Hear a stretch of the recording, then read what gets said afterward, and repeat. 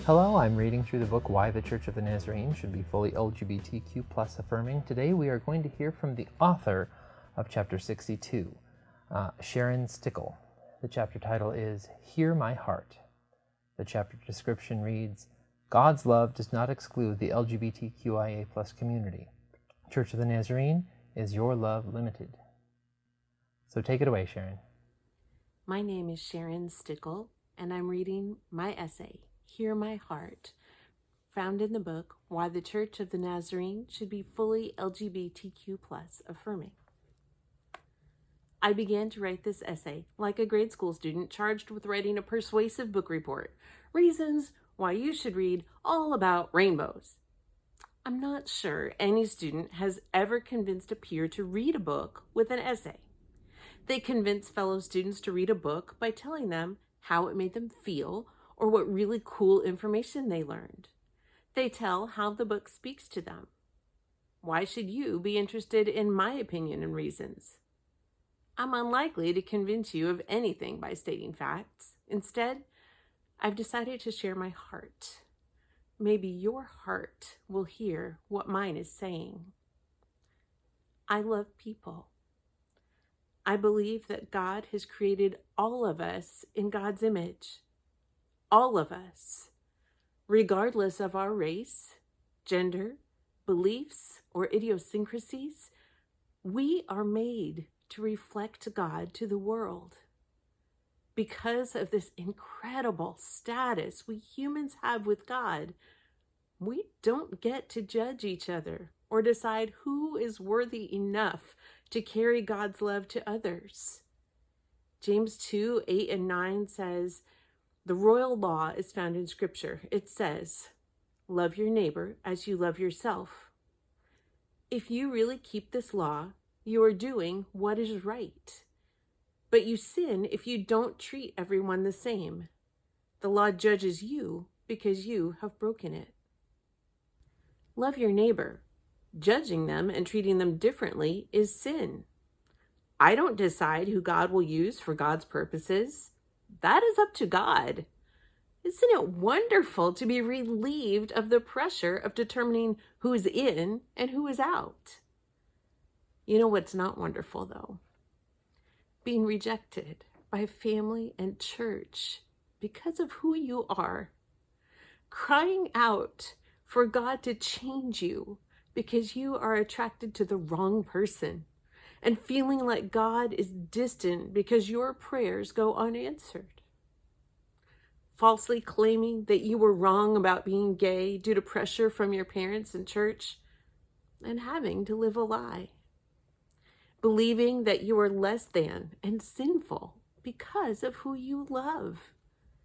Giving up on your call to Christian ministry because your church tells you you will never be a pastor if you are queer.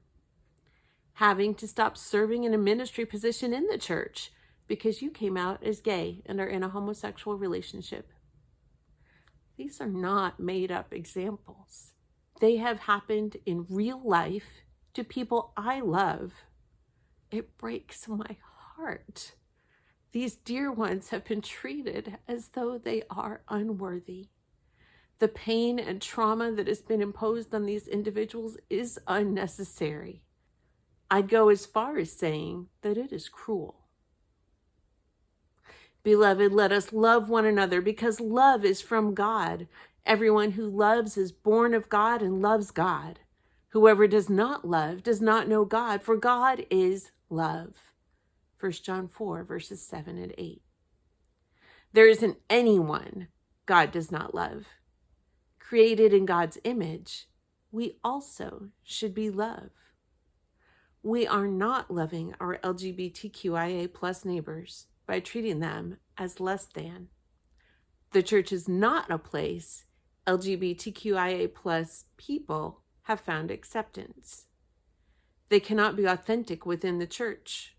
In fact, the church is responsible for trauma that some LGBTQIA plus youth have experienced.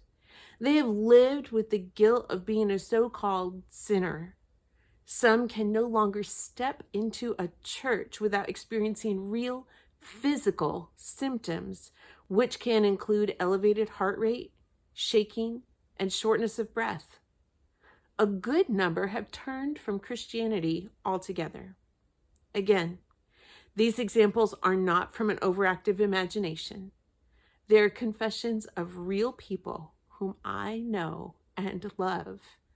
The hate the sin, love the sinner mentality and the damage it has caused makes me cry. It is not love. It is hurtful. The Church of the Nazarene stance on LGBTQIA plus people and their relationships can affect their mental health. The Trevor Project references 2 recent studies by Johns et al. That show LGBTQ young people are more than 4 times as likely as their peers to attempt suicide. In the same time frame, the Trevor Project surveyed LGBTQ youth and found that youth who report having at least one accepting adult were 40% less likely to report a suicide attempt in the last year.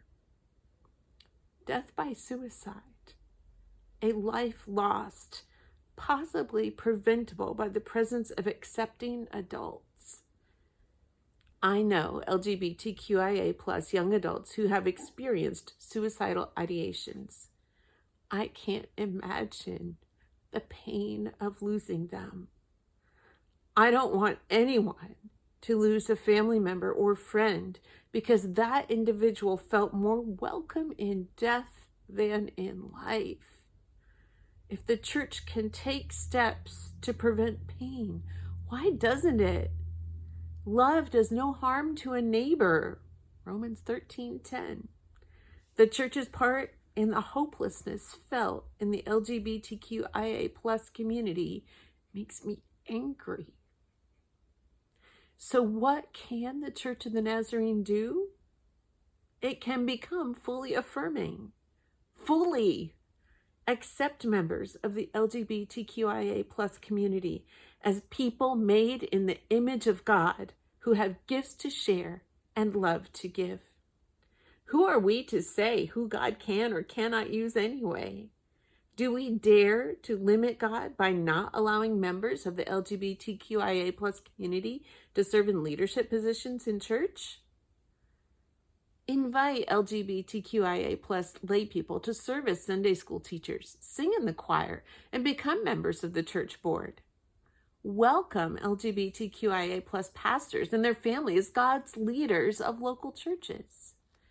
Just as the early church eliminated the requirements for circumcision, see Acts 15, eliminate the stigma placed on our LGBTQIA plus neighbors.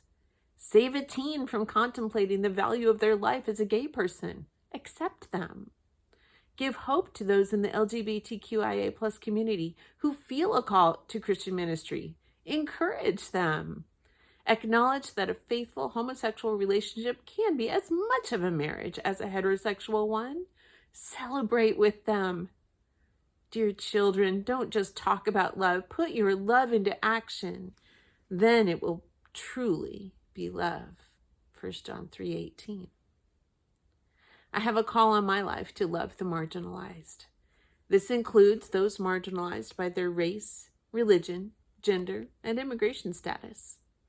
However, my main focus, one that has been confirmed over and over as a call of God, is the LGBTQIA plus community. Just as the sower in Jesus' parable recklessly sowed the seed, I am to recklessly love. I am not to judge the worthiness of the ground on which the seed of love lands. I am not to sow only on the good soil. I am to follow God's command to love. It is freeing. Ask yourself, how can I love with the love of God? What must I do to show God's love to others? God's love is boundless. My heart hopes that you will open yourself to loving everyone as beings created in the image of God. I pray that there will be more heart mending and less heart breaking. I desire peace and hope for all of us. A new command I give you: love one another as I have loved you. So you must love one another. John 3:34. Sharon Stueckle is a wife, mom, friend, and teacher with a big heart for the marginalized. Her goal in life is to spread love recklessly and to be a part of God's kingdom business here on earth. She is a member of Tribeca Community Church of the Nazarene in Nashville, Tennessee. Thank you, Sharon, for your essay. I think it really resonates with early Nazarenes like Mr. Phineas F. Brizzy here, who really had a heart for the marginalized and is the heart of the Church of the Nazarene. I can see how people would argue against what you're saying in the fact that we do judge sin and be the gatekeepers in some ways as the church and define what God defines as good and bad. And this kind of argument won't stick with them. But for people with Jesus' heart, I think they've already been convinced and are already loving people with their full hearts in order to love God and others as much as they love themselves. So thank you for your essay. I think it speaks wonderful and beautiful volumes to those that need to hear it. Thank you.